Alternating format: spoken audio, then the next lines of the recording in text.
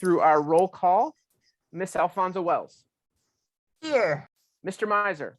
Present. Mr. Price. Here. Miss Salisbury. Here.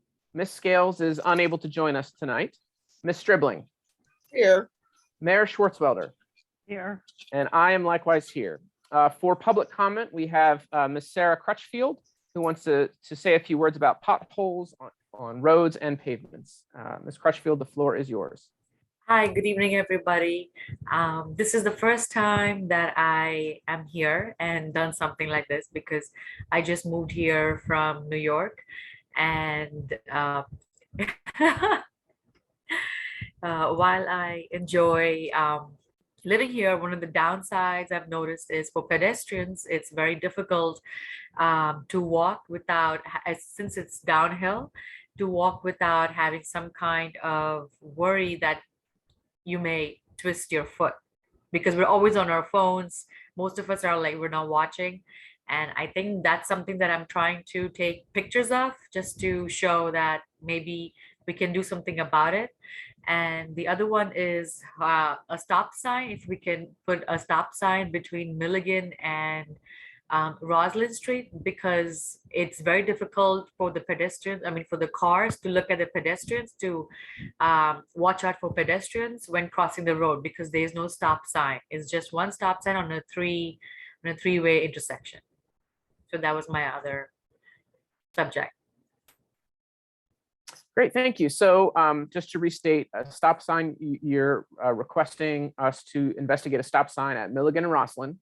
Yes, correct. And the other place, are there particular areas that you've noticed in terms of the potholes that or the road conditions? Yes, it's I've noticed a lot in the Swissvale area, when you're between Edgewood and Swissvale, where Arby's is. So there's a lot around that area. I have noticed that a few roads have been fixed. The potholes have been fixed, which is awesome. But we have in the Swissvale area, Roslyn Street, and by Tees and Murray's, I feel like it's everywhere. It's pretty much everywhere. So it's the area where this farmers market on Saturdays occur. It's right around that area. Great. Well, thanks for the comments. Mr. Bakshi, I know that Mr. D'Ambrosia is still kind of learning the ropes of some public works. Do you mind speaking during the borough manager report, just to kind of comment on what would be necessary if we were to put a stop sign? Because I'm sure there would be ordinances or whatnot that would need to be changed. And if you could remind everyone that if there are specific, what to do if they see specific areas with potholes, how to report that so that our crews can be aware and do the patching necessary. Can I just ask Miss I'm sorry, was it Crutchfield? Can I just ask, are you talking on the sidewalks or in the streets? I'm talking about both the sidewalks and the streets. I'm not quite sure if we can do anything about the street, like the roads, but the sidewalks for sure, definitely. Yeah. I'm trying to put together like pictures of where I see it. I'm sorry. No, go ahead. I'm sorry. Go ahead. Potholes are taken care of by the borough, but the sidewalks are owned by the property owners, by the residential businesses. So if you're having a particular area that you have an issue with on the sidewalks, please let us know and we can forward it to code enforcement. So that they can make a notification to the property owner and try to get that resolved. Okay. Awesome. Thank you. So great. Yeah. So again, Mr. Batchy, if you don't mind just kind of summarizing some of those things during the president's report so that folks who are listening as well can kind of know what that procedure and process looks like. Sure. Great. Ms. Crutchfield, I'm glad we got you on this week. Sorry, last week didn't work. Thank you for your comments. Thank you very much. Thank you. You'll have a lovely evening. Thank you. You as well. All right. Let's move on to the council actions portion. And the first item is item A for minutes. And I would like to entertain a motion regarding the minutes. I move to approve the minutes of the June 29th, 2022 council agenda meeting and the July 6th, 2022 council meeting. I second that motion. Wonderful. Motion is on the table. Are there any comments or questions about the motion? Hearing none, let's bring it to a vote. All in favor of approving these minutes, please say aye. Aye. Any opposed, please say nay. All right, motion carries. Let's move to item B. We have two motions under personnel. I move to appoint Mr. Wait. We actually Oh, wanted no, to table sorry. those. I move to approve the creation of the Wait. position of. So, Ms. Alfonso Wells, it's okay. We're not able to do that right now, to do those two motions. I'm looking to see if someone is willing to table those motions. I motion to table the motions. Can I get a second to table? Second. Perfect. All right. So we want to table these just because I know they're on there. Let's see, how are they listed on the docket? Creation of a superintendent of the Department of Public Works and potentially hiring, but we are still in conversations with the Teamsters. We have not yet been able to come to an agreement, so we are not able to take any movement or action on those motions. They will be, hopefully by next month, we will be able to. So that is why we are tabling them. Can I invite us to, let's call the question in order to table them to vote. Before we table them, is it okay if we address a couple of questions that we had? Yes, since they're actually on the table, this probably would be the perfect time to address those questions. So yes, Ms. Salisbury, go ahead. Okay. So we had a resident, Michelle McCord, submitted some questions, but she wasn't able to be with us this evening. So I just wanted to make sure, because I thought, I wanted her to be heard, but also I thought they were really very thoughtful questions about the position. So I just wanted to take an opportunity to discuss this. So her first question was, does the collective bargaining agreement state how employees are promoted, and the position would be created would be a promotion, would it not? I'm not sure anymore where to direct this. Mr. Bacci? Well, do you want to answer, Greg, or I have the contract in front of me? Yeah, I was actually going to defer to Mr. McTiernan. Oh, sorry. There is a provision of the collective bargaining agreement that covers this. It's Article 5, Section D, the seniority provision of the contract. And whether it's a promotion or a vacancy of any kind within the bargaining unit, that is covered by that article. I mean, you want to ask all the questions and then answer them together, or go one at a time? First question. Yeah, I figured it'd be easier to go one at a time if that was okay with you, unless you'd rather. It just seemed like a lot if I read the whole thing. Yeah.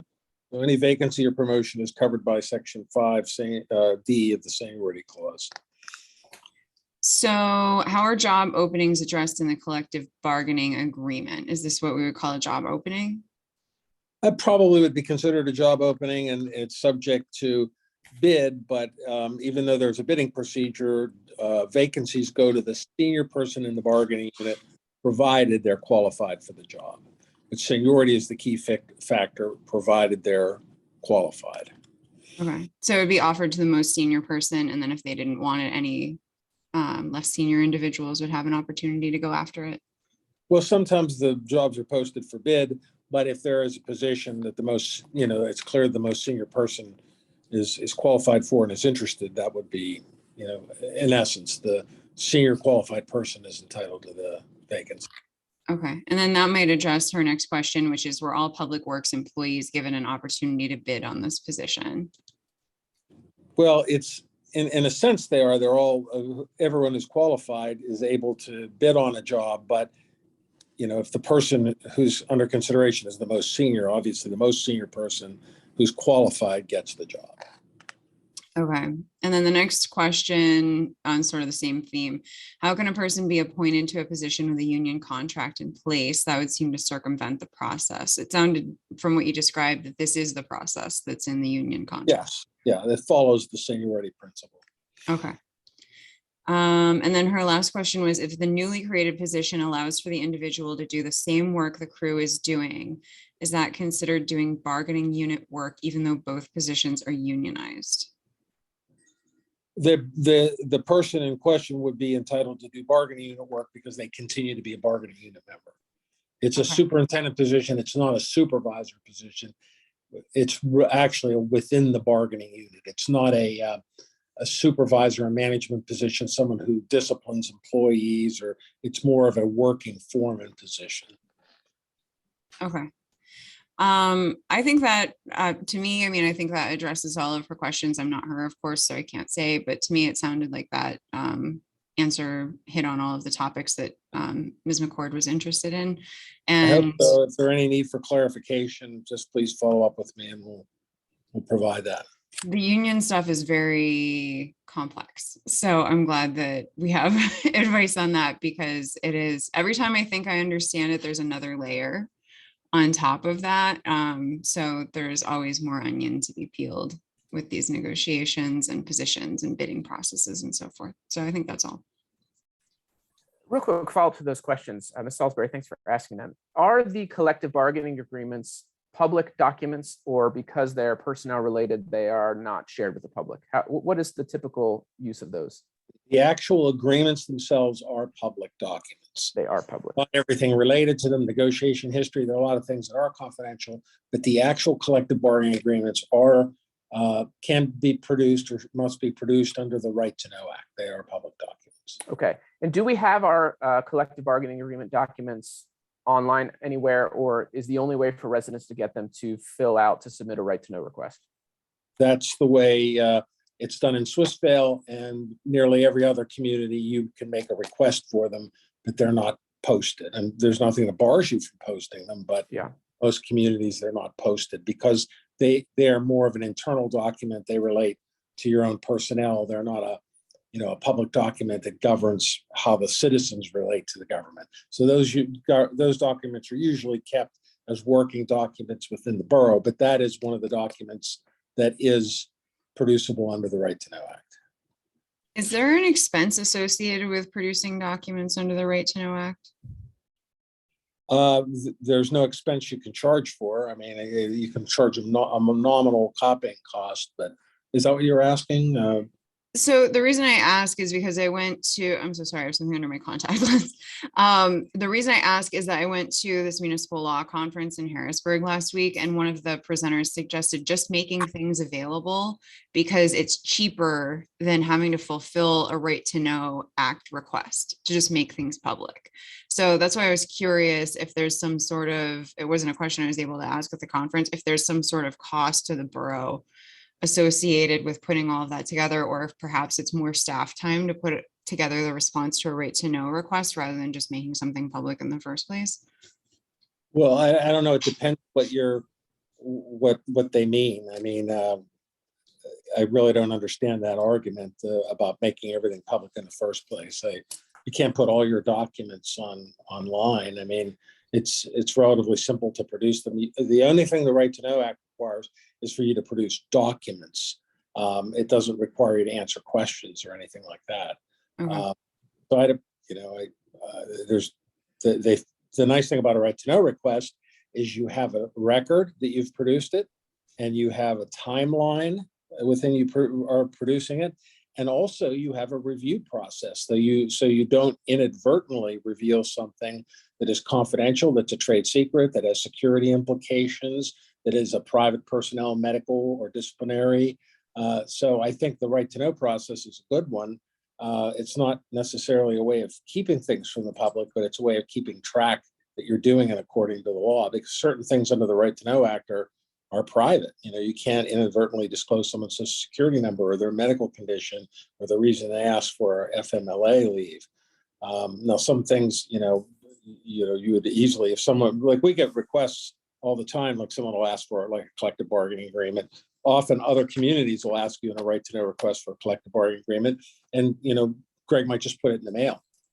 So in this situation, it'd be fairly easy to do either way. I was just curious because, maybe it's for like a larger data dump or something if they're asking for something like that. So that's why I was curious if that's something we should just throw out there in case so that we can save money. But it sounds like in this case, there's no money to be saved. So never mind. No. Under our fee schedule, we're permitted to charge 25 cents a page for any reproductions.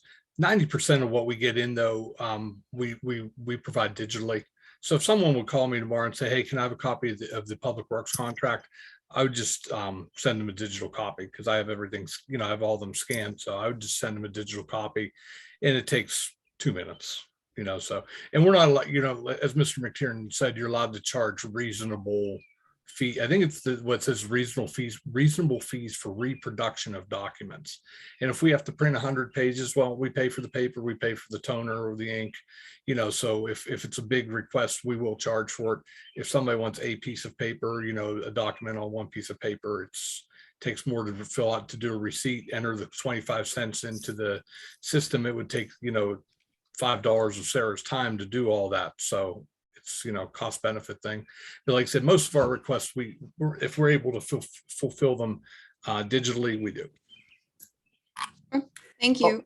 Maybe a project for us to think about down the line is to track what kind of right to know, like if there's a regular right to know request that people are making, kind of like an FAQ type thing.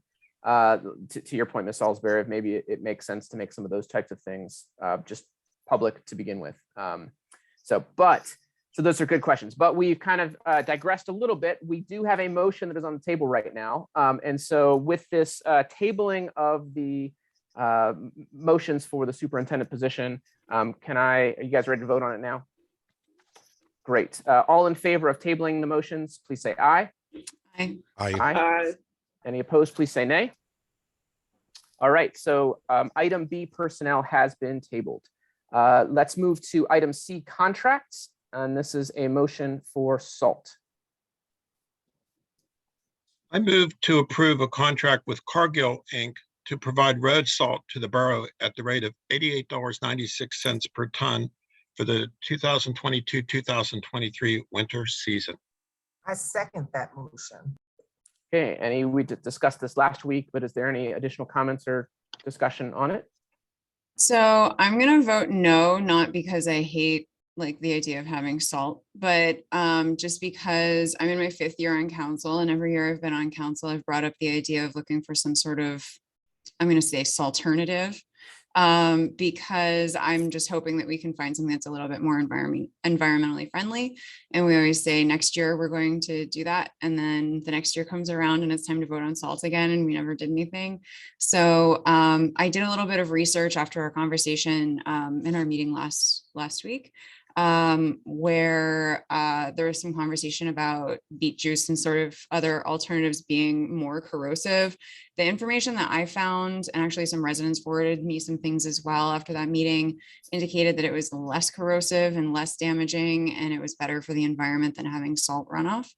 So, you know, I'm going to vote against it. I understand this is sort of just a tilting at windmills problem that I have, but I just sort of want us to put more thought going forward into trying to do some option seeking. And if this ends up being the best option after we do, you know, some investigation, then that's what it is, and we get salt.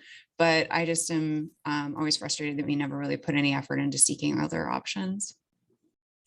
And to that point, you know, I also did some research on this after last week, because I had not heard of the beet juice option.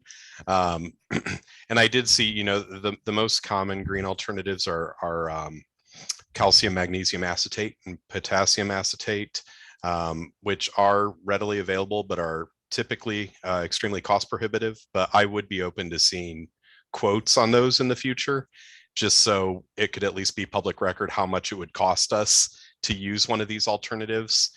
Some of the other items, you know, sand, urea actually is another one that airports commonly use.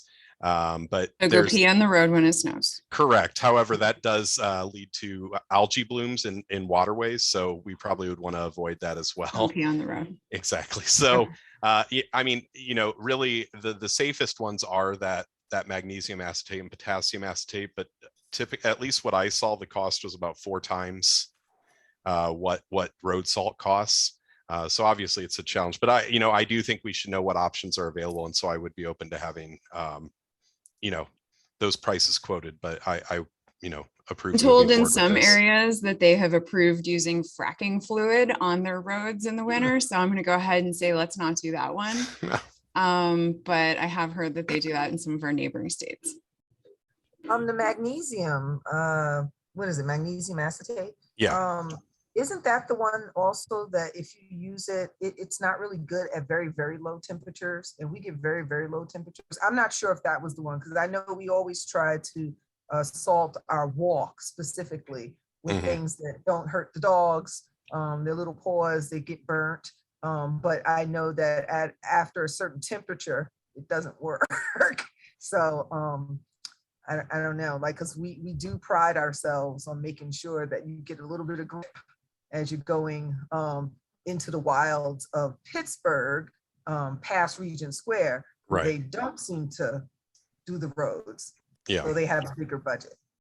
Yeah, there are limitations to some of those as far as temperatures, and some of those can be put down, in advance, but then you also run, there's temperature issues. But, I do think we should at least do the due diligence of seeing, because it is definitely more environmentally friendly. And it's probably the closest thing you can get to rock salt, but again, the cost for most municipalities is prohibitive. But again, I think it's worth looking into, but I don't think it should stop us moving forward with the motion tonight. So. Well, I mean, I do want to say that I appreciate Ms. Salisbury voting her conscience on that. If this motion does go through, I think let's make that maybe a DPW committee task over the next 12 months to actually investigate that. I mean, Ms. Salisbury, it sounds like you're not the only one that are like Mr. Miser has looked into it as well, and I think is willing to carry the torch a little bit there to make that happen. Mr. Batchy, do you happen to know what the chemical compound for our rock salt is? Is it just NaCl, or do you know if it's something else? I don't Okay. know offhand. I was just curious. It is just rock salt that's mined from from underground mines. There's no additives to it. So I would say it's just your sodium chloride. I think Yeah. the salt that we get here for road salt from Cargill is actually the salt that's mined by Cleveland. It comes from underneath Lake Erie. So like Lake Erie is a freshwater lake, but there's salt deposits from before times. So I think that's where it comes from. Well, it comes from 4 places. It comes from that one you had mentioned. There's also a place near a mine near Ithaca, New York. There's some of it comes from Avery Island, Louisiana, and occasionally we get some loads from South America. And those ones, when you see in the salt bin, you'll see the pink salt that's there. Those all comes from South America, because apparently south of the equator, that's how salt naturally occurs, as pink. So they just, they ship it up here from South America year round from Avery Island, and to try to fulfill all their orders, they're constantly moving it here. And then the depots, the depot we typically get it from is in West Elizabeth, and they have a little bit from everywhere. So, but it's those 4 locations that it typically comes from.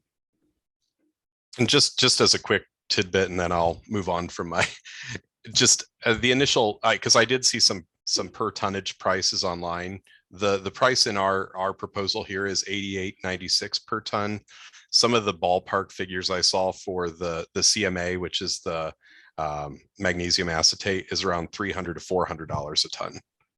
So pretty substantial difference. I mean, again, I think it's worth looking into, but this is sort of, I don't want to go like too off subject, but I did read that Avery Island location had a collapse and people died. So I wonder if it is also worth not using as much of it due to work conditions. I mean, like the alternative that people like to tout is beet juice. Beets exist because of the sugar beet industry, so that we can eat sugar. So the sugar, the beet pulp and things is like a byproduct, which I'm sure is nothing in the world in late stage capitalism is perfect and free from problems. But I do feel like, if people are dying in mine collapses in, the tri-state area, that's kind of alarming to me too. You guys ready to vote on the motion? Yep. All right. All in favor of approving the motion with Cargill for salt, please say aye. Aye. Aye. All opposed, please say nay. Nay. All right, the motion passes. Let's go to item D with regard to the Washington Street Bridge. I move to decline an offer from Norfolk Southern Corporation to transfer ownership of the Washington Street Bridge to Swissville Borough after completion of the construction of the new bridge. Second that motion. All right, motion's on the table. Any additional discussion around it? I'll just say, to me, the fact that Norfolk Southern really wanted us to take ownership of the bridge made me think that it was not optimal for us to take ownership of the bridge. I know that there were some residents did contact me and say that they thought it would be good for us to own the bridge because then we could maintain it whenever and not have to wait around for somebody else to do it. But in my opinion, I think that's just prohibitively expensive. Yeah, and I don't remember what does anyone remember what Mr. Wilhelm said last week about the Kenmar Bridge, which is not the same. I mean, that's a little bit of a bigger program, but And how with many what millions was it? respect do you mean? How much it costs? yeah, that cost to redo. I don't know. I think he tens said of it was millions. 16 million. Yeah, it was in the 16 to 17 million dollar range when all was said and done. Yeah, So we I don't mean, have that. this one is a smaller bridge. You wouldn't have to necessarily do the double bridge for traffic in the meantime, so it wouldn't be quite as high. But still, I think that gives a ballpark of. This is actually the same length. Is it really? Yeah, the Kenmar Bridge is 122 feet. This is 120. So, Kenmar looks bigger. Yeah. so a new bridge could cost us a couple borough buildings. Yep. 3. Yeah. Well, as a fundraiser, we might be selling tickets to buy the Brooklyn Bridge. So anybody that wants to buy a ticket for the Brooklyn Bridge, I got one for sale for you. We're more on the budget of like that bridge in Indiana Jones and the Temple of Doom kind of a situation where like the pieces of it are falling on. Like that's what we have the budget for. Yeah. All right, let's call the question for this motion. All in favor of declining Norfolk Southern's Norfolk Southern's offer for the Washington Street Bridge. The motion is on the table. All in favor of that, please say aye. Aye. Aye. Any opposed, please say nay. Okay, that motion passes. Let's move to our resolutions. And so we're looking at resolution number Chris. 2211. Yes. I'm sorry, not to stall on the bridge, but I just want to make sure what are the next steps now that as council we have declined this? Will Mr. Batchy be responding to Norfolk Southern just so we can keep this whole process moving? Great question.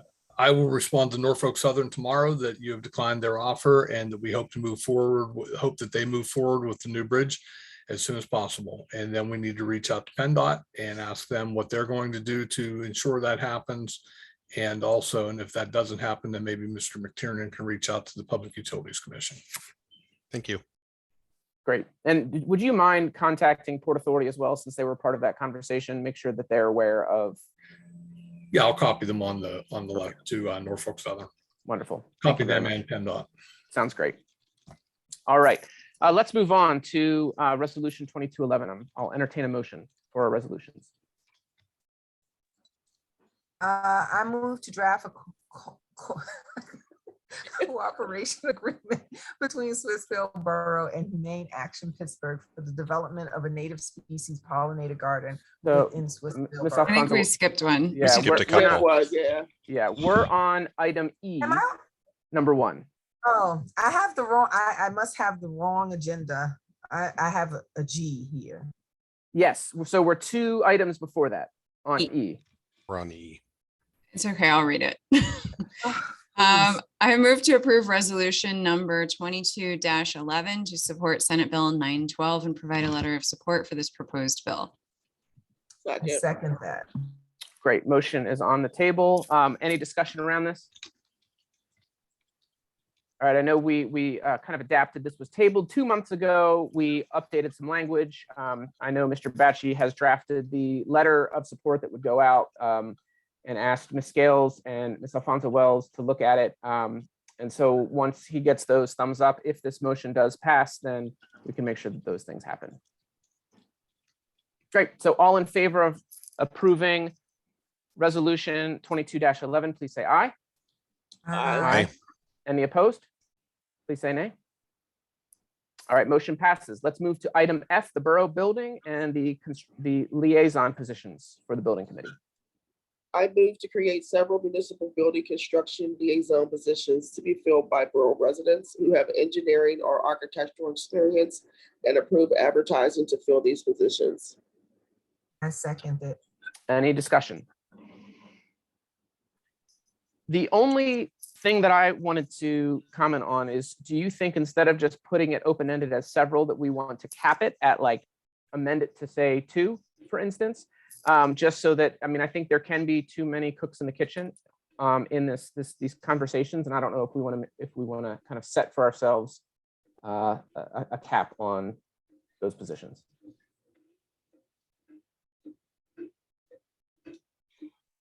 What if we just remove the word several?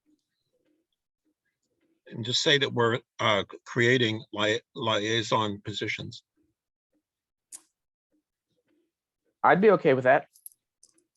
Several to me just sounds like 5 or more. I think of several as 3, but I guess it's a little Is it? bit depends. Yeah, I think of a few couple is 3 2 and and a several few is is 3. 4. Okay. If you see several mice in the kitchen, how many is that? 3 One mice. person should be in there. I mean, I would be in favor of that amendment of just removing several and just leaving it as creating liaison positions. To Would Miss do a Stribling, remotion? would Miss Stribling be amenable to amending your motion? No, I would not. Several can be amended. Okay, great. So we have, I move to create municipal building construction liaison positions. And who seconded the motion? I don't Sean, remember. Okay, and are you Sean. okay with that update? 2nd. Okay, re-second. All right, great. Any more discussion around it? Are those just, is that just going to be a social media post asking for volunteers, or how is that going to be advertised? be however you want it. I have the advertisement drafted to put on social media tomorrow. Could very easily put it in the Valley Mirror or any other publication you'd like. So I was going to say, what would, sorry, what do we do if we get like 10 people who say they want to do it? Will we then?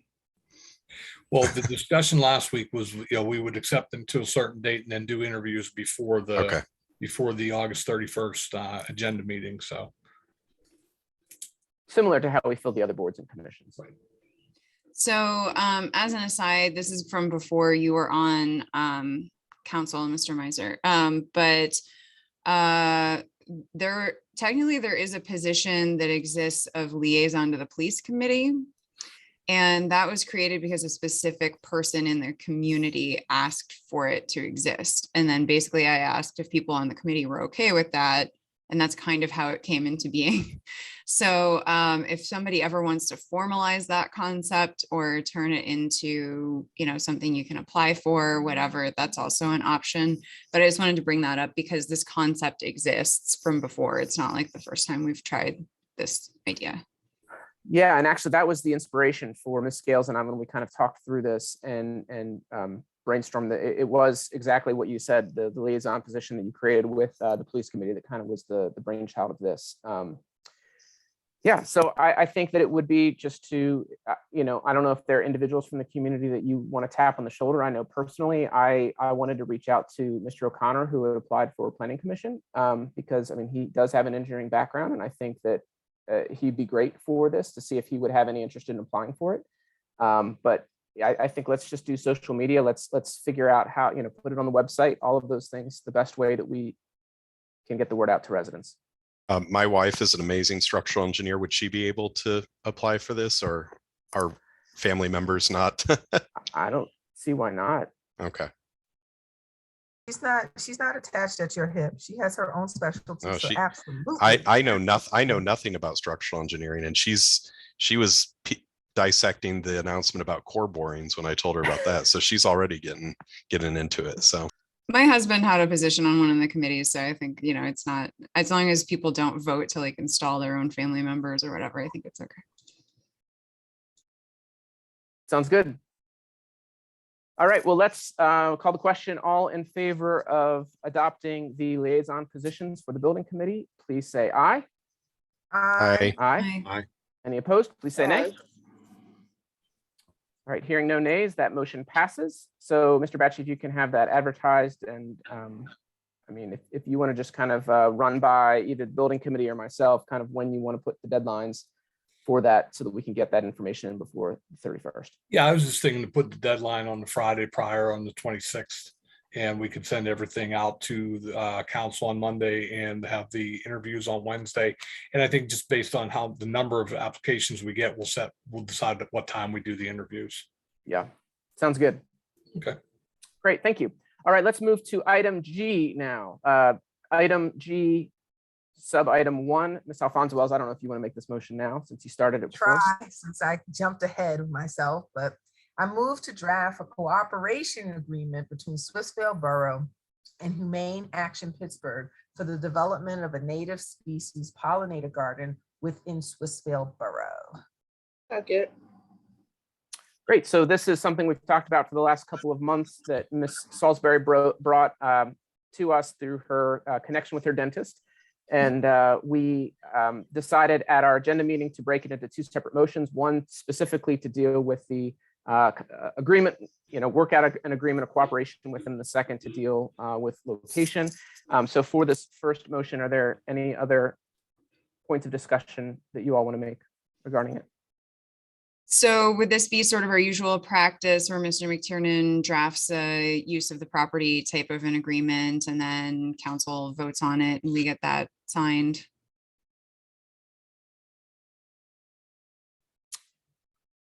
I would say so. I was kind of waiting to defer to Mr. McTiernan and Mr. Batchy. I mean, I certainly could do that. We've done similar agreements in the past. Might need to reach out to, the other party to get some of the key terms but that's how I would propose doing it, just proceeding like we have it.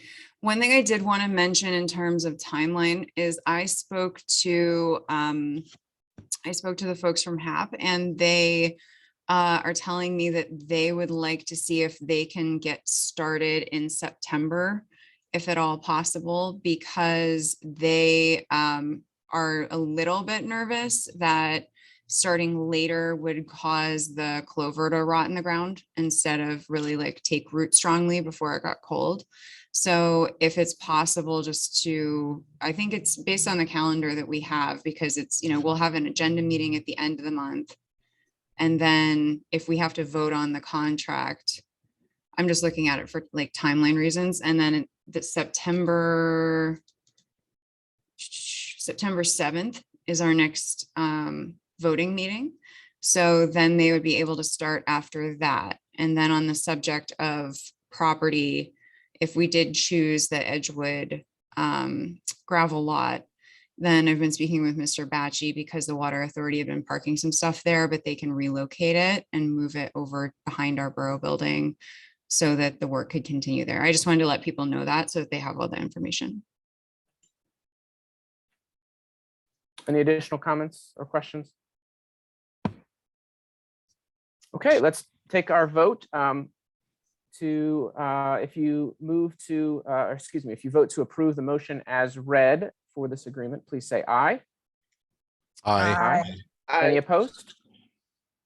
All right, hearing none, that motion passes. Next is a motion dealing with property, which was intentionally left blank at this point in time. I don't know if anyone wants to make a motion regarding property at this time, or if you'd rather wait until there's a contract. I can make a motion. I don't know if anybody else I can take a crack at it. I would, let me see, I have this written. I move to approve the use of borough-owned property located at, I don't know if what that address is, but located at gravel lot at Edgewood and South Braddock by Arby's, whatever that address is, by Humane Action Pittsburgh as a native species pollinator garden. I second that. Mr. Batchy, would you be able to give us the numerical address just so that the motion can be amended to have, instead of gravel lot connected to gravel lot by Arby's. Yeah. You'd probably want to use the block and lot parcel number. Yeah, well, you could use 7700 at Edgewood Avenue. And that was the address of the former building. Okay, 7700. So Ms. Salisbury, are you willing to amend your motion to reflect the 7700 Yes. street address? Perfect. And Mr. Miser, that second is okay for you? Yep. Okay. Any discussions? The motion is on the table, so now we can discuss it. Is there discussion regarding this?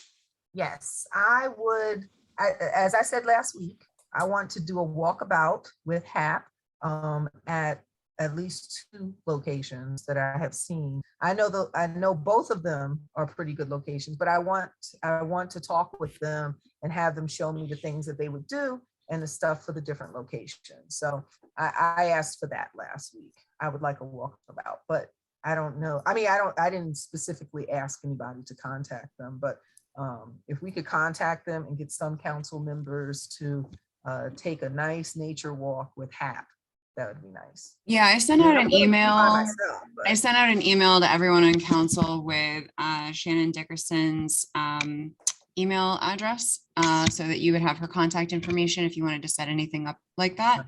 I want to say I sent that out a couple weeks ago, but because I was on vacation. So I emailed that out so that you do have her contact information. She's their operations director. So they do have sort of on staff, I believe she does this as a volunteer basis, but on staff, they have a person who's an expert gardener who focuses on these native plants and pollinator gardens and that sort of thing. This is her expertise.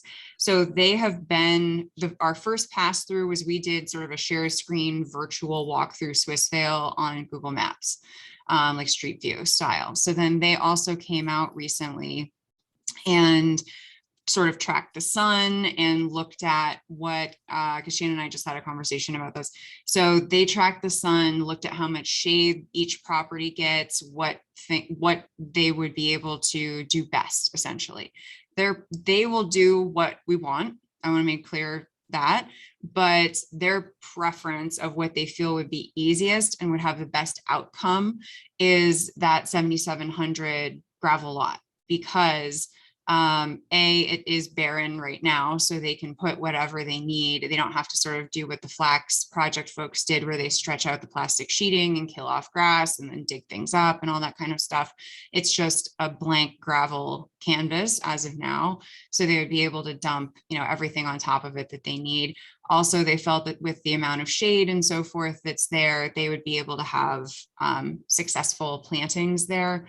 So their gardener and Shannon both have made personal visits to the proposed properties that we have on our list that Mr. Bashi prepared. And that one was the one that they said would be the easiest for them to do. But again, they made clear that if there's a different area that we wanted them to use, they would make it work.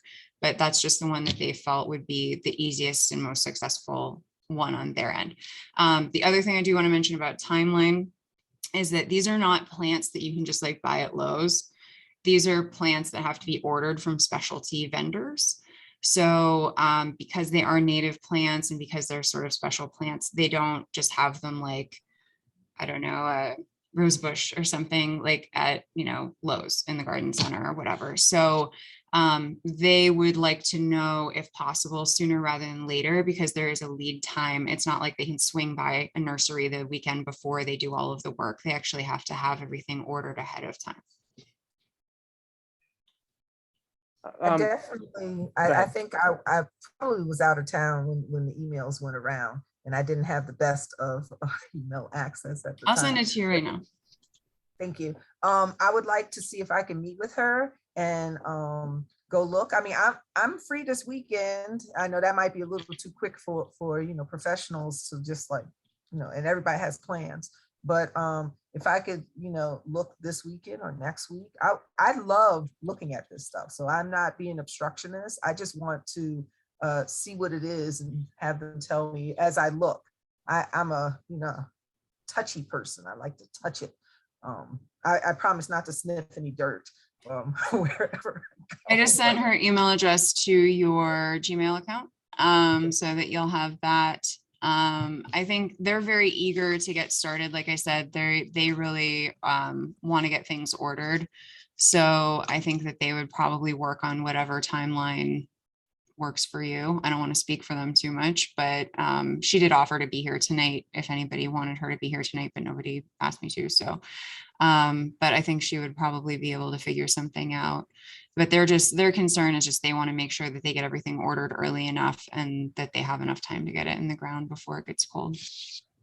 One thing I guess I'm trying to understand, and I'm not trying to insinuate anything by this question from other members of council or whatnot, but when we had a previous discussion, when Ms. Crotsley came to us regarding the Flax plot, that entire process was done and over with in one meeting. We voted, approved it. There was no talk of what are these policies, where's the other lots we can put this. and I guess unless maybe I'm missing something, but I just feel like this is going on quite a while as far as, I do have to say it is a concern. little bit frustrating. I did reach out to council individually, not in a meeting, but I did reach out to people back in April, and most people said they were okay with me moving forward with trying to get this to be a green space. And so the original plan that I had was I spoke to Mr. Batchy and he told me it would cost about $6,000 to throw topsoil and maybe some mulch or something and grass seed on that property, that 7,700 Edgewood. And then I thought, well, that makes another property that we have to mow, because you all have seen that mow list that we have as a community. And so rather than have another hay field, I thought maybe we could do something different.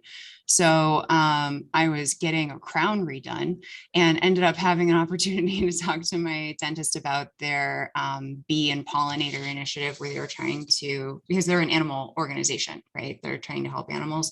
So bees are animals. I think technically they might be something else, but I think they're animals. And they wanted to see if they can help and increase bee populations.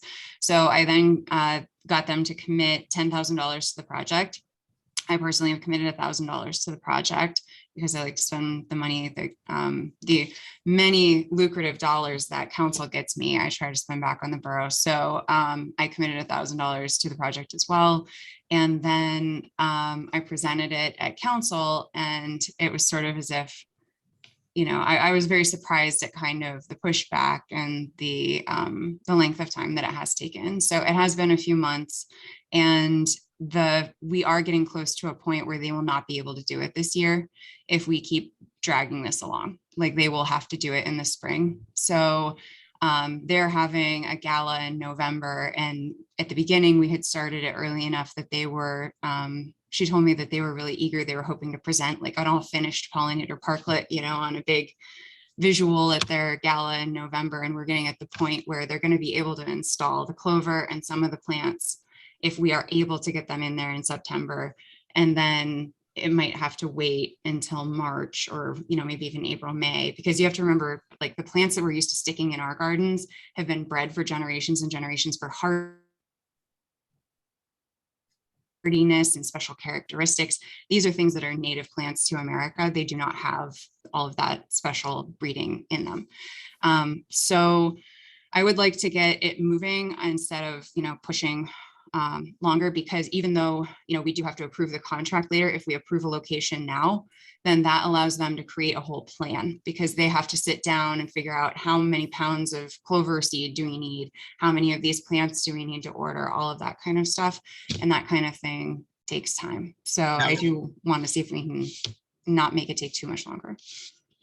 Now, we were introduced to this group Mr. Price, Mr. Price, I'm sorry. Ms. Scales has had her hand up for a little while. Do you mind letting her go, and then you can say whatever you want to say after she does? Is that okay?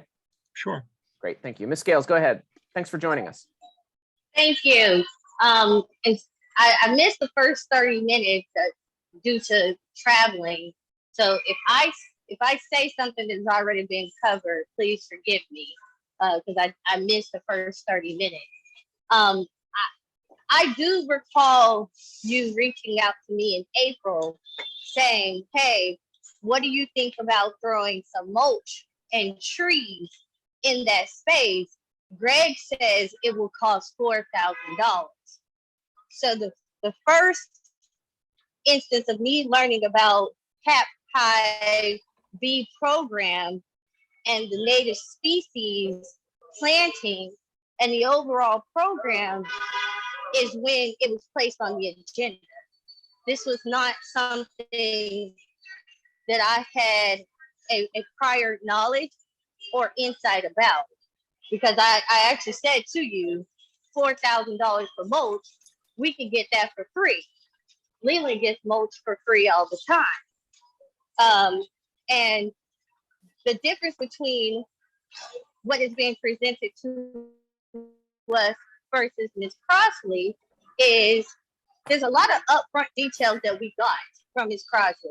We knew what this program was before she even stepped to provide a public comment. But even when she provided a public comment, we still were introduced of what the flaxseed program is. We understood what the term of it would be, and she honestly didn't care in terms of the location. She just wanted permission to use certain lots in Swissvale to do the program. So there was a whole lot of flexibility to be able to work with Ms. Crosley, who, by the way, is a Swissvale resident, wanting to do a program in Swissvale versus the program that you're providing. So just speaking for myself in terms of pushback, I asked only for the details in writing and answers to questions, because that's what we got from Ms. Crosby. We got a written proposal. She answered all of the questions that we had, and there was flexibility to work with her in making the program take place. And once again, she's a Swissvale resident. So if there's any additional information needed or whatever the case may be, or even after the program started, we can simply just knock on her door. She's right there. But that wasn't the case with this program. I'm going to say once again, I'm excited about this program. I want this program to be here. I personally reached out to residents when I saw the program on the agenda, because once again, that's the first time I learned specifically about this program, is when I saw it on the agenda. And I had absolutely no idea what is a native species plant. And the residents in Swissvale, who are gardeners and native species gardeners, were the ones to give me insight, so that when I came to the meeting, I at the very least understood what this is. What are the pros and what are the cons of a native species garden, so that I could have an informed discussion when we were talking about it. So I want this program here. I understand from my residents that it is a win-win a program for Swissvale. There's no sort of, pushback, nor me asking from this organization for something, a written proposal, which is what we've gotten in the past from Ms. Crosley. And I'm going to also mention Sisters, because she had a full PowerPoint presentation. It wasn't about a gardening program, but she still had a call to ask for counsel to do something on their behalf. And if we at least had something in writing, a presentation, and she addressed any sort of questions that we had, which is a bit different from what we were introduced to. So this was a whole figuring out what's going on. How is this program supposed to take place? Is this really going to be temporary? Because now that I understand all the intricacies and the money that's going to be involved, I don't believe this is going to be temporary. It's going to be so beautiful and so nice, and so much work has been done to it, that this, in my opinion, this really is going to be something permanent, not temporary. And if there's any attempt to try to take it up and remove it once it's installed, we're going to have a uproar. We're going to have residents that are going to be upset and who are going to be showing up at council meetings to contest us removing the garden because, oh, we thought that's what we could do. But in reality, that's not really what's going to happen. I truly believe it's going to become something permanent, which is fine, because my understanding is that it's little to no maintenance once it's actually installed. So that's the whole perk and the benefit of the native species plan. So I mean, I just wanted to share in terms of my thoughts and where I'm at with it. It's not a pushback, and it's not a being surprised when I was previously informed. This is once it was on the agenda, it's the very first time I actually heard of the native species garden program, specifically the Half High program. Thanks, Ms. Scales, for those comments. I'm glad you could tune in. I know when you had let me know that you may not have been able to join the meeting, that this was something you wanted to speak on, so I'm glad that you had the opportunity to do so. Let's move to Mr. Price. Yes, I never heard of this group until about a month ago. And I consider council to be a deliberative body where we are supposed to analyze all of the angles of something. And Mr. Miser, I don't believe that we should be voting on anything within a week of hearing about it. I know how long it took, the careful deliberation on the beekeeping and the keeping of chickens in Swissvale. I think it's valid to question which lots we should consider and to and I thought that it was prudent to raise a question about what we should do with our limited number of commercial lots.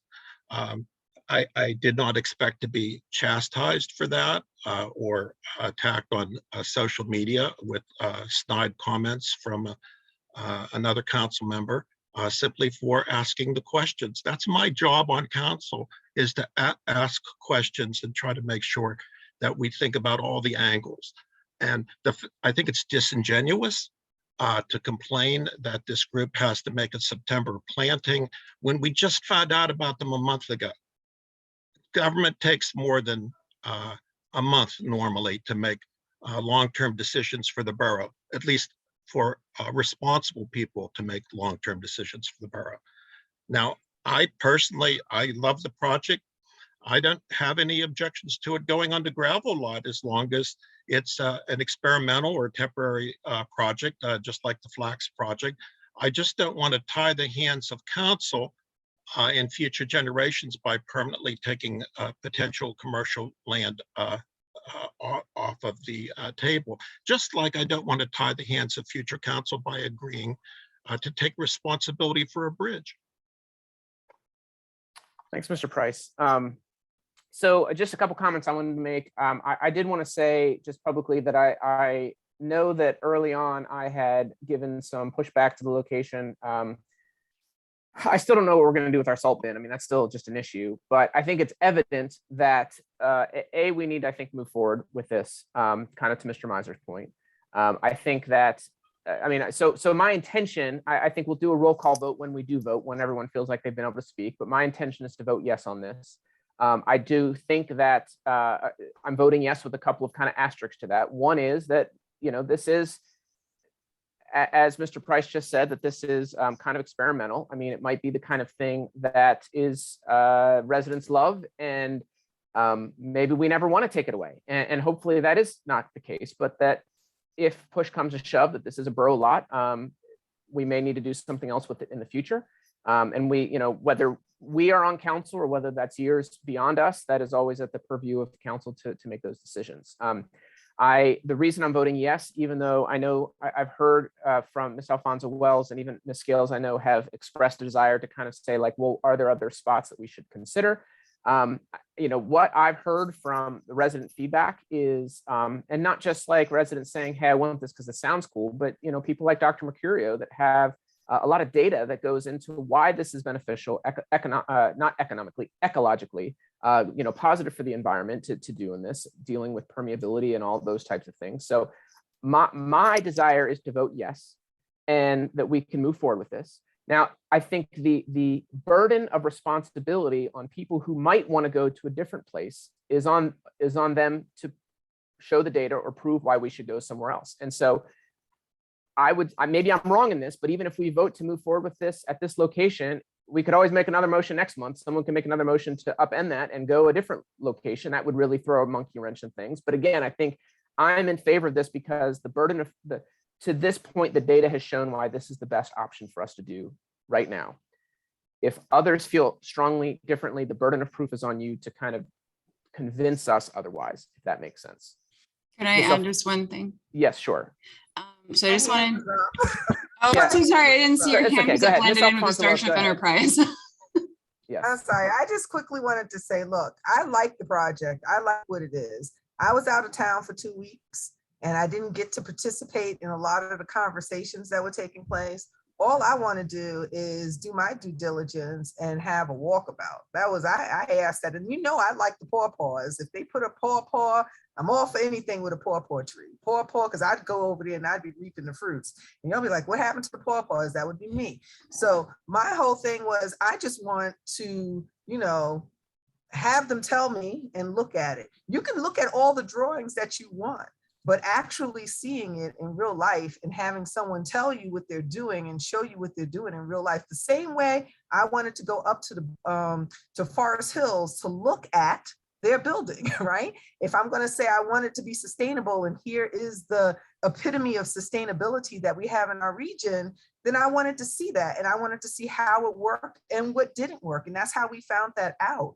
I don't think, I was sitting here and I'm very excited for the project, extremely excited for the project. And I have to say that each council person that I've talked to, and many of you have given different opinions on different things, but one of the things that struck me was what Bill said. He always comes up with the most interesting things that I never quite expect, but because he has a Bill perspective, whatever that is, right? And he just said, to think about the long term with it being a commercial property. And so, I'm not planning on developing the property, to be clear, right? But I don't know what are the possibilities, right? So I just want to see, what are the ways they would mitigate some of the issues that are up on the different properties. I have no problem, once again, with the whole idea of the pollinator garden. That doesn't bother me. I think it's fantastic. That's great to have these different types of things here. But when people bring up interesting issues, it's important to look into them and find out why. I don't see anybody here. When I said I want to take a walkabout, I don't see anyone asking to join me. I noticed that, right? No one said they wanted to, I could take a brief walk. It's not like it's going to be the end of the world. I don't want to, and of course we don't want to delay this, but so much, goodness gracious, I wanted to get started and I wanted to get going. But can I in all honesty say that I've done that when I can't even take a walkabout? I don't understand. I wanted to go forward just as quickly as anybody else, but I also want to have the information. That's all I'm asking for. And so I don't understand why it's like, I don't know why anyone's looking at me and saying, oh, why would you want that information? People are telling you things. You could tell me that the sky is green, but if I don't go outside and see it with my own eyes, I won't know. And maybe I'm colorblind, so it wouldn't look green anyway, right? But I have to at least step outside the door and say something. I have now Miss Shannon Dickerson's email. I just sent an email off to her. I want to go and see what they tell me. I don't think that's a great thing to ask. I don't think that it's a lot to ask, and I'm not trying to stall. All I want to know is, can they show me some things? Personally, I like both of the properties. I think they do good things, right? But I know that I don't necessarily walk over there on top, to be totally honest. I walk on the bottom, right? So I see these different things. And I'd also like to get ideas that if it's the property on top that's chosen, then what other ideas can they give me for the property on the bottom? Right? It's not, so I'm not saying that, oh, let's trash, not at all. But I don't see why no one wants to walk around and get that information in person. And I like that, when people point things out to you. I can't remember what the properties all look like every 5 seconds because I'm not walking by them all the time. But I do think we need improvement in our neighborhood, right? I do think that when I'm walking down the block, I want to see something that looks nice.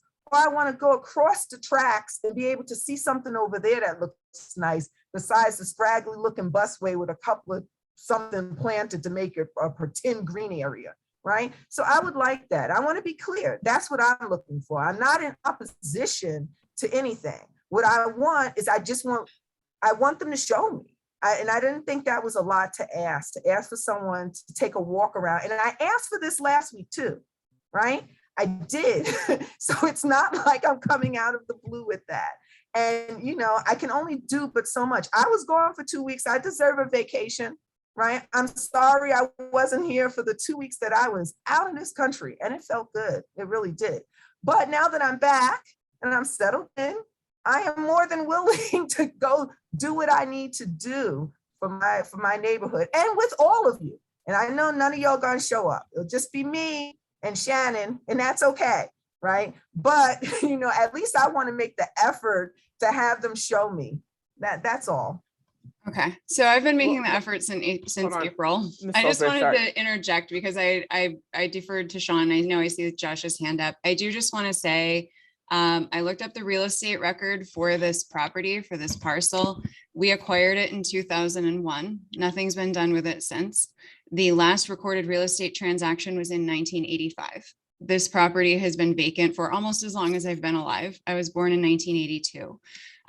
In order to give people a perspective of how much time we've had to reflect on this, the initial concept was floated earlier, but this particular thing was put in front of council at the end of June on the 29th. We had HAP here in person, if you will, on Zoom to present and answer any questions. There was a formal written proposal and a DEI, their existing DEI proposal or policy, I should say, that was not crafted just for us to meet our needs, but they already had a DEI policy and they created a written proposal for us within days of that meeting. And then a couple of council members had questions, which I submitted to Shannon Dickerson, and she responded prior to the council meeting on July 6th. So this was the second council meeting that we had to discuss this event or this project. Then several weeks went by, we met again on the 27th. We had public comment in mass to talk about it on the 27th. And I provided Shannon Dickerson's email to all members of council if they wanted to contact her in advance of that meeting, which was last Wednesday. And then today is the third. And this is our fourth formal meeting opportunity about this. We've had written proposals, we've had questions and answers exchanged over the course of 4 meetings. So I appreciate that people want to talk to them. I appreciate that, nobody wants to rush into anything, but nature doesn't really wait for council. And I do think that we have had multiple opportunities to question them, to get written comments from them, to appreciate comments from residents, and to explore other options. So I just wanted to get that in there. It's not as if we had one meeting about it and then it's being rammed down your throat. That's all. Mr. Miser, do you want to jump in? You're muted right now. Just wanted to kind of circle back to, with my initial statement that I made, asking other council members for their reasoning for wanting to push this, kick the ball further down the road. I certainly believe that we should be deliberate about any actions we take and do the necessary research. I just want that to be clear on the record. I don't believe into rushing into decisions. I used Ms. Crotsley's Flax plot as an example, and she did provide us written documentation, and we voted the next week to approve it. So there was only 1 week between the proposal and the vote to move forward with it. I guess I'll just say, to Ms. Salisbury's point, there were concerns and there are still things moving forward. I would like to see what this is going to look like once we move forward with it. But they've provided plenty of documentation, and to Mr. Ansell's point, Dr. Mercurio's presentation on why that site is ideal for groundwater runoff and everything else really, sealed the deal for me. And yes, it's been there for 20 years. And, if we were building a giant statue of James Swisshelm there, that was going to have to be meticulously deconstructed if we ever wanted to use the lot in the future, I would be more concerned about this. But it's green space on a gravel lot. It can be changed down the road. But to Ms. Scales' point, I think people are going to really appreciate it. And I think we've heard from the community that there is a strong desire for it to be on that space.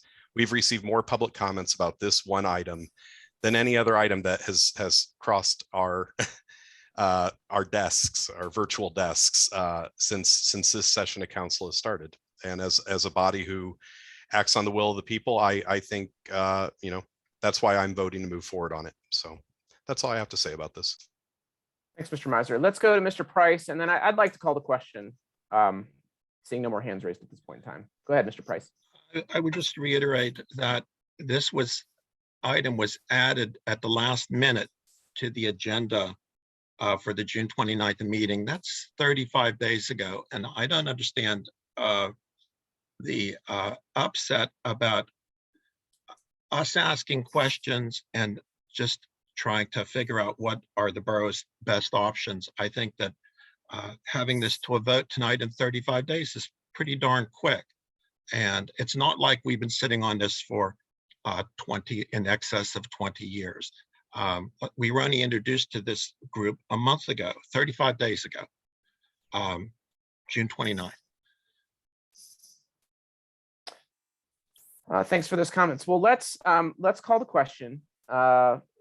The motion as read is seeking to, let's see, how does the language say? I move to approve the use of borough-owned property located at 7700 Edgewood Avenue by Humane Action Pittsburgh as a native species pollinator garden. That is the motion that is on the table. I'd like to do a roll call vote just because I do know that this is split, and feel free to vote your conscience, how you want to vote. We've all made points, and we'll see where this goes and what steps we need to take depending on how this goes. So, Chris, I'm so sorry. I did not hear that motion that you just read. Can you say it again, please? Yeah, absolutely. We read it right before you got on. So the motion was, I move to approve so we had already passed the motion to draft a cooperation agreement with Humane Action Pittsburgh. So that was, we are committed to the pollinator garden somewhere in Swissvale. The motion that was currently on the table is I move to approve the use of borough-owned property located at 7700 Edgewood Avenue by Humane Action Pittsburgh as a native species pollinator garden. That is the motion that is currently on the table. Does that make sense, Ms. Scales? Thank you. You're Yep, welcome. thank you. Okay, so we're going to do a roll call vote. I'm going to go in alphabetical order. So sorry, Ms. Alfonso Wells, starting the same order that I do roll call. So please vote yay or nay or abstain. Ms. Alfonso Wells. I am abstaining. Abstaining. Mr. Miser. Yay. Mr. Price.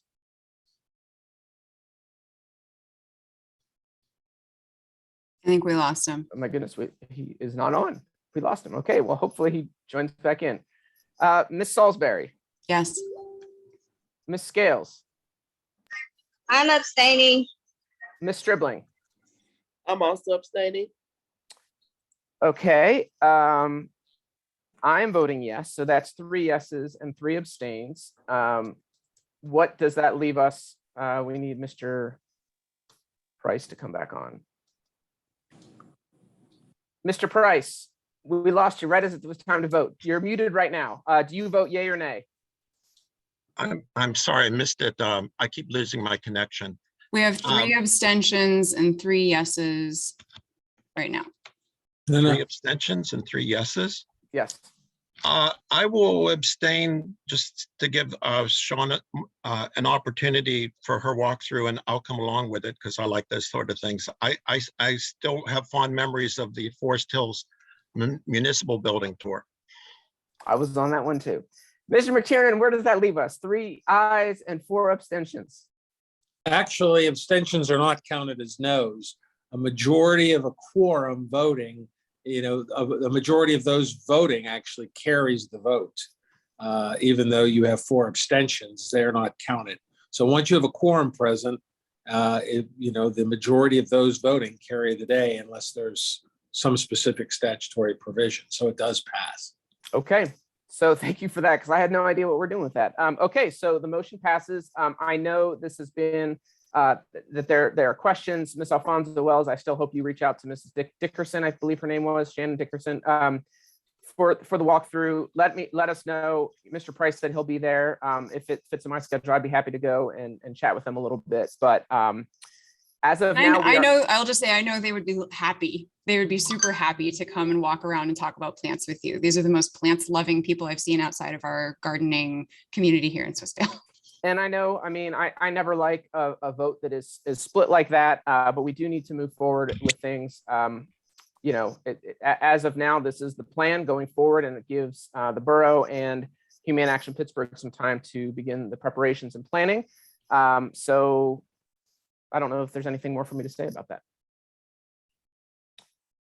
Okay, well, that is our agenda items. We still have one more motion under reports, but I'd like to turn to our newly hired Finance Director, Ms. Vicki Longenecker, for her report.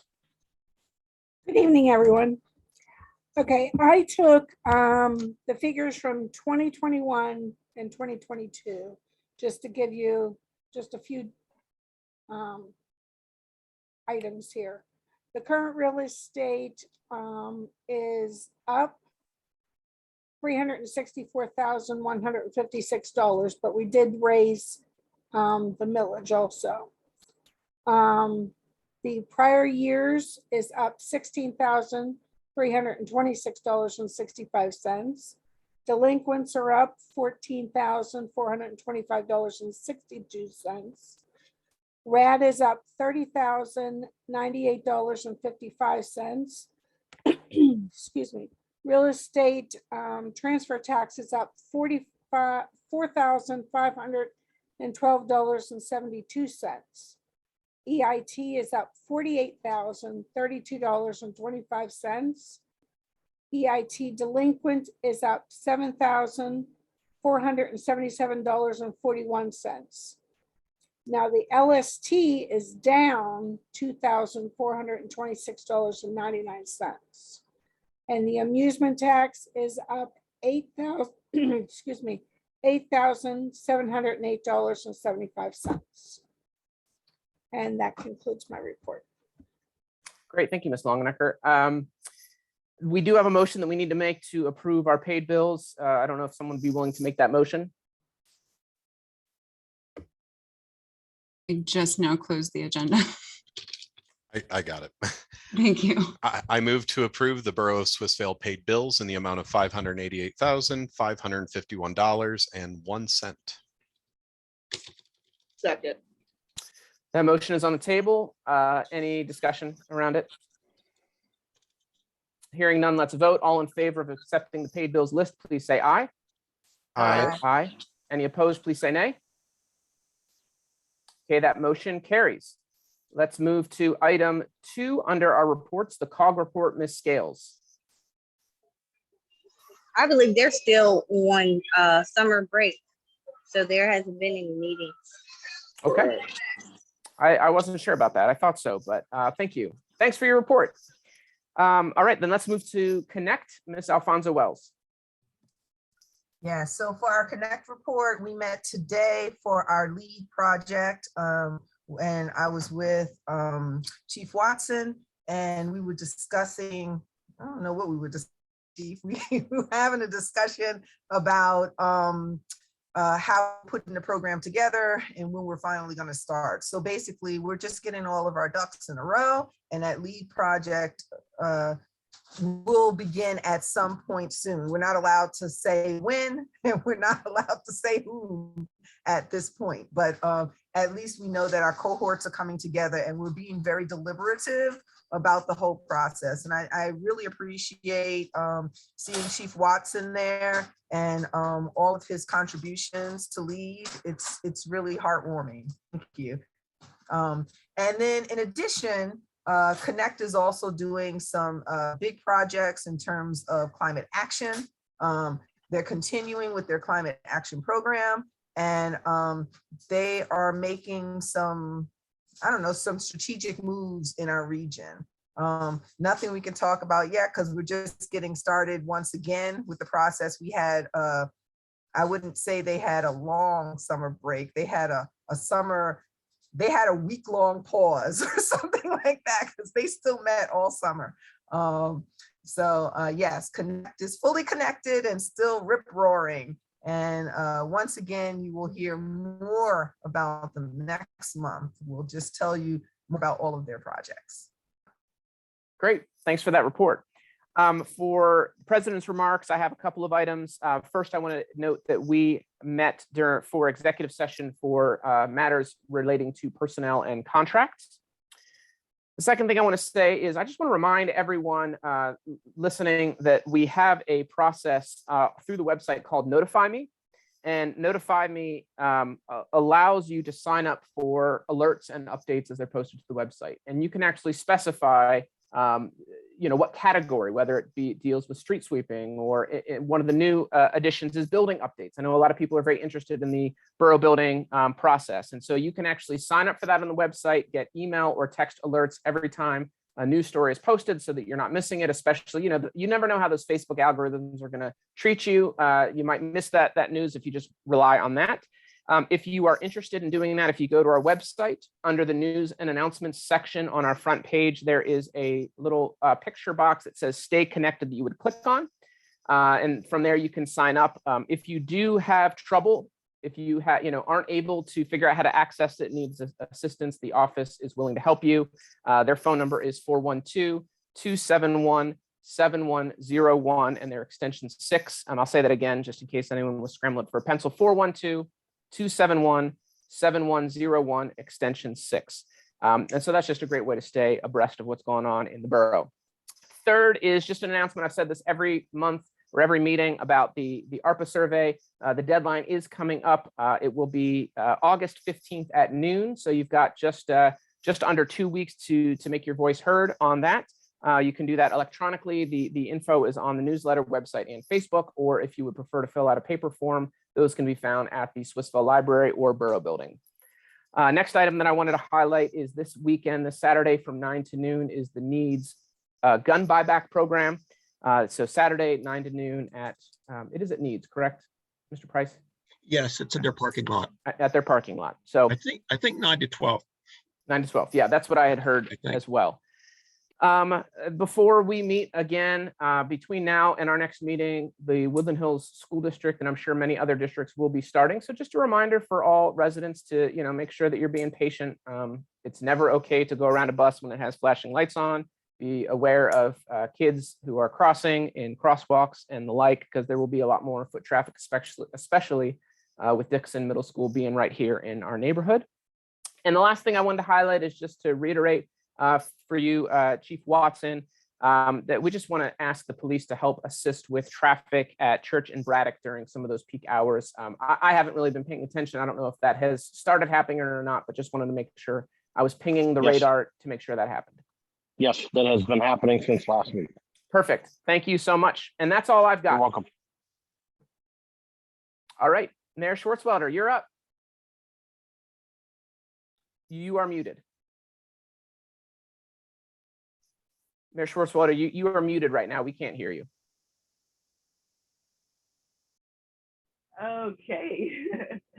So first thing I was going to say was about the gun buyback. So thank you, Chris, for that introduction. There was a really nice article in Sunday's Goodness section with, they interviewed Charlie Mead. And so if you have a chance to read that, definitely go back in the archives and take a look at that article. And I'd like to thank Charlie for everything he's doing to help to get some of these guns off the street and possibly save some lives. So that is Saturday, 9 to 12 in these parking lots. Just a reminder, Community Days in Swissvale Mall will be on October 8th this year at Memorial Park. It will be a fall day full of food, fun, and fireworks. So mark your calendars and look to the Borough website for more on that. The Swissvale Rotary welcomed their new president, Ann Haynes, and we're very excited to have her in our midst. She is a wonderful addition to Swissvale Rotary, and she will do great things as president.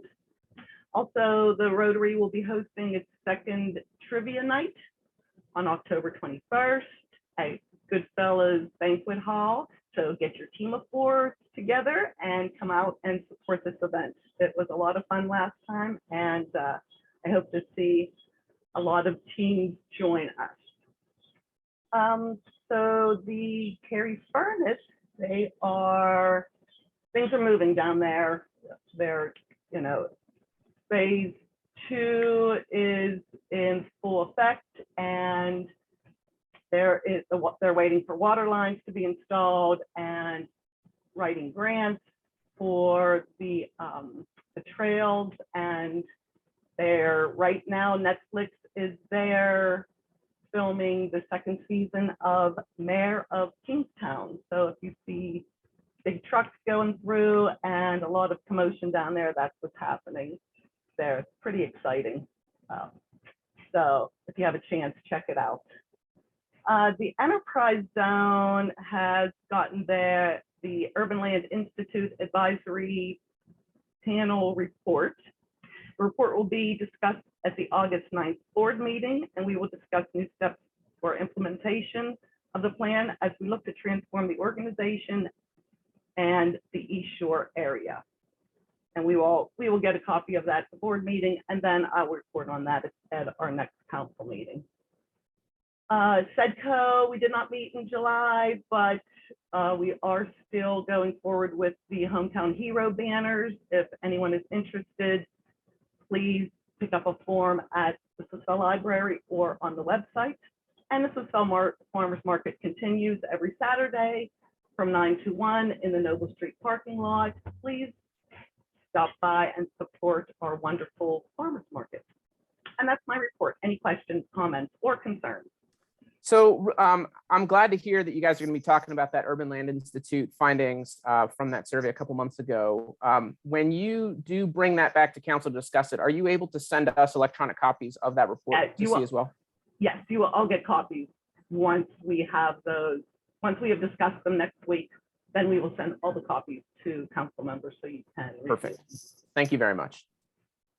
Any other questions for Mayor Schwartzwelder? Thank you. All right, let's move to the Borough Manager report. Mr. Batchy. Thanks, sir. A couple of things. As we discussed last week at the end of the meeting, the Church and South Braddock Avenue intersection, the traffic engineer is moving forward with a permit revision application to PennDOT. And we had further discussion with our signal contractor, and he said they can get us a refurbished signal to put in there, which would be fairly cheap, that would have arrows on it to direct the traffic there, so that we can have an advanced green light when you're going westbound toward the Parkway from the area of the Borough building in that section when you come down underneath the busway and the railroad track. So hopefully by next month's meeting, something's in place, so there should be some relief coming there to the motorists, trying to clear that left turn onto Church Street, especially at the rush hours. The second thing is Washington Street Bridge. PennDOT is still doing their analysis and assessment of it. I mean, this just came up, for them too, so they have to fit it in amongst other projects that they were currently working on. But there will be some core borings done starting next Monday around the bridge. There'll be one at each corner.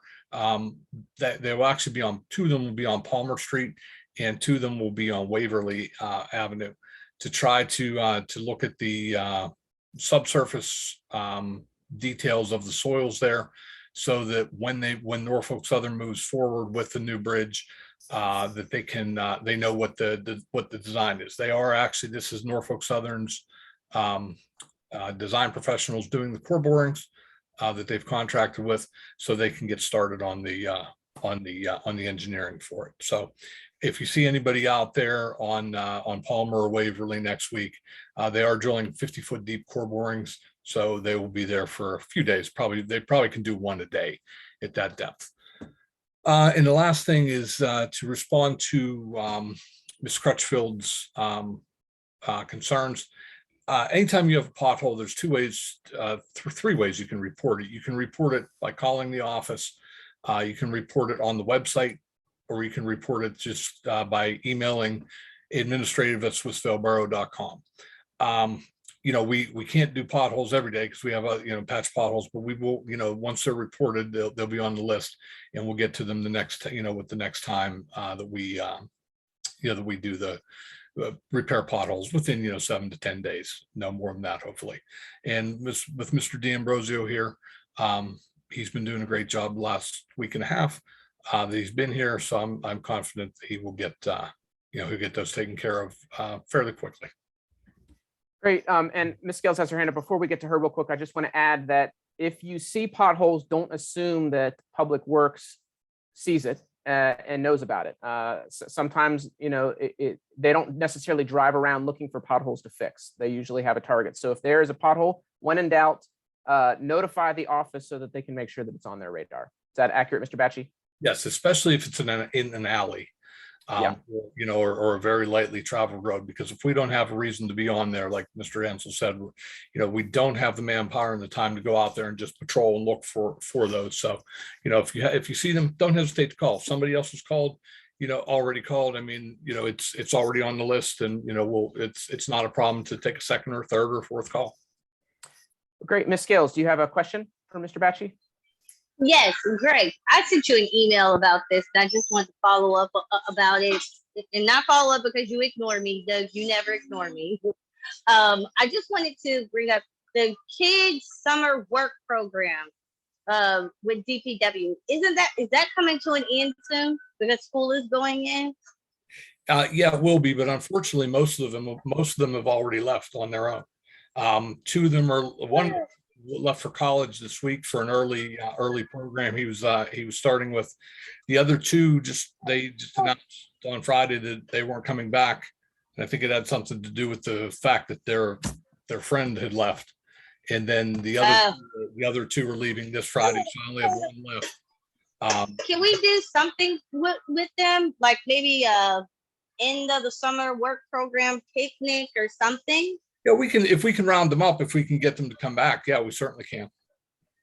I'd like to do that. Now, I'd be willing to attend it as well and help out with anything.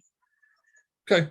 Yeah, we'll shoot for here in the maybe next 2 weeks, you know, because as I mentioned, I'll be out all next week. And then when I get back, and I know you're out, maybe when I get back, we can, the following week, we can try to schedule something with those gentlemen. Okay. Thank you so much, Greg, as always. And that's all I have. Mr. Meisner, go ahead. Yeah, just one other thing, Mr. Batchy, and maybe this is a question for Chief Watson, and this really only impacts us north of the Parkway here. Have we received any word from PennDOT or whoever as to when the beams for Fern Hollow will be coming up Braddock Avenue and shutting that down, or have we not received notice of that yet? Yeah, I have a meeting with them on Tuesday, I believe. So I have a meeting actually tomorrow at 10 a.m. Greg, they just emailed me about it at the class building. Okay. So I'm meeting with them. That's a preliminary meeting with the county, and then there'll be another meeting on Tuesday to follow up with the city. So okay. I will have more information. I will send out the council once I get it. Thank you. Great.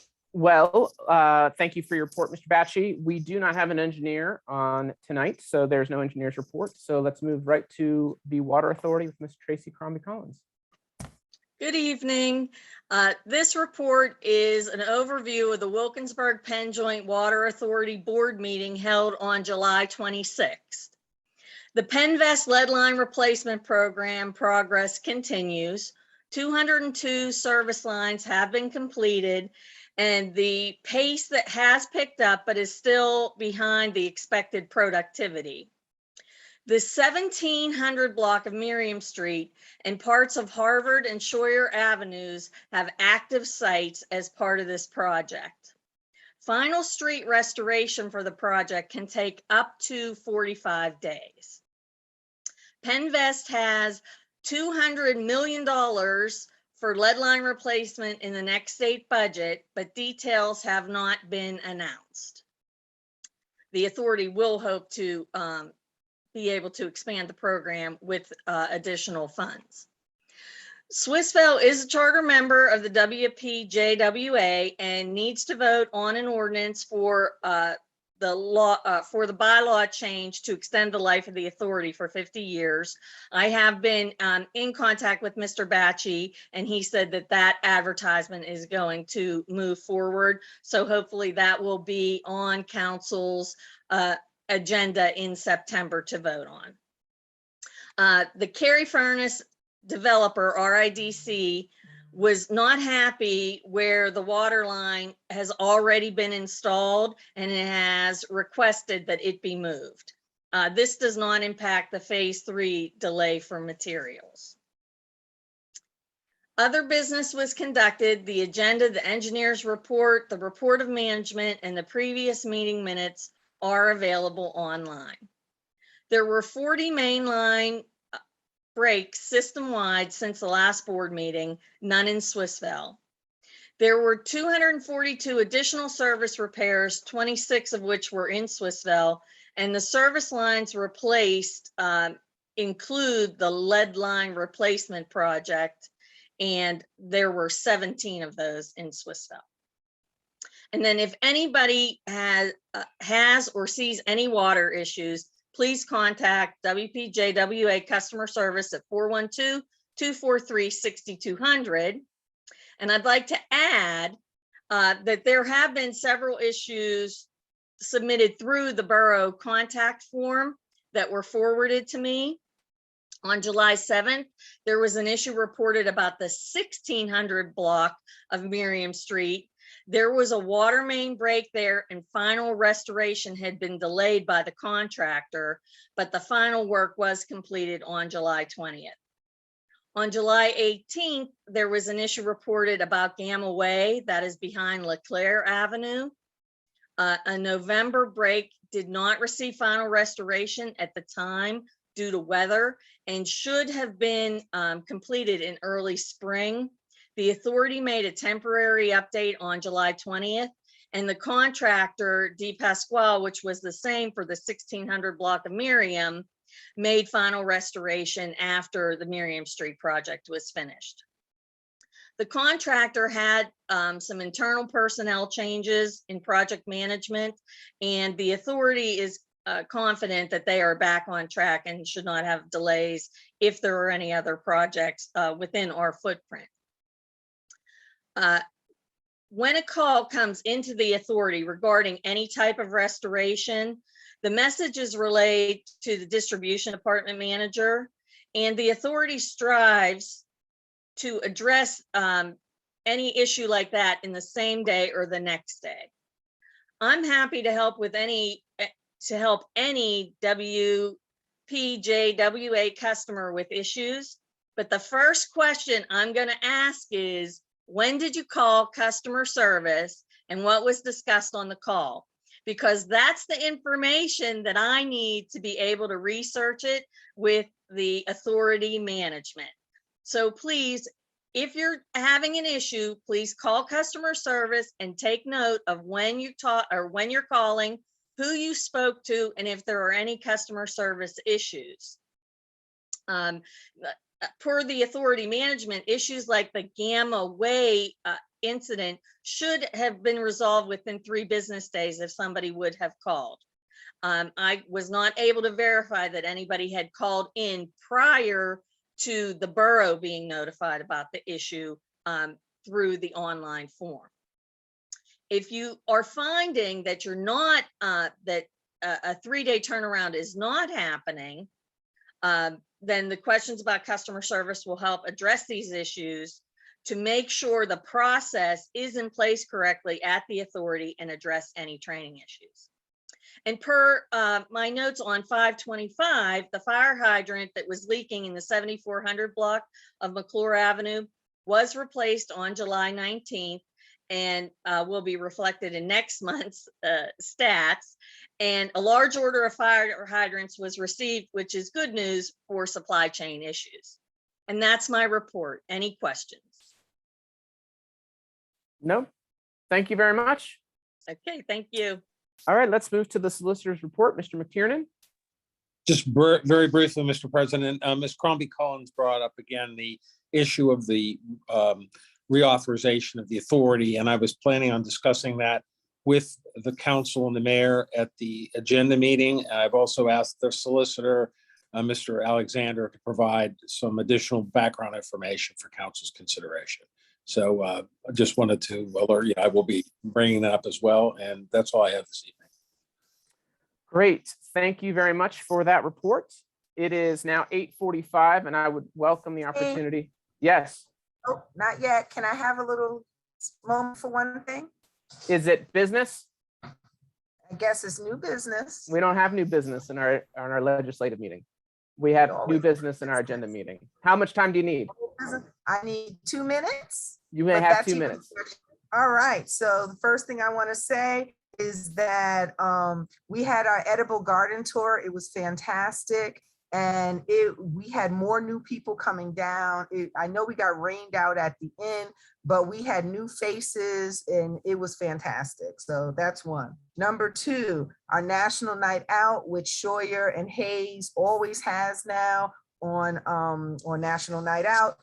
That was fantastic. The fire department came, the police department came. We even had a little rescue that had to take place of stuffed animals, but it was all good, right? So it was wonderful. And I wanted to just acknowledge that it's great having great neighbors who do great things. And if any of you can have a block party, try and have one. It's always good bringing people together with food, folks, and fun.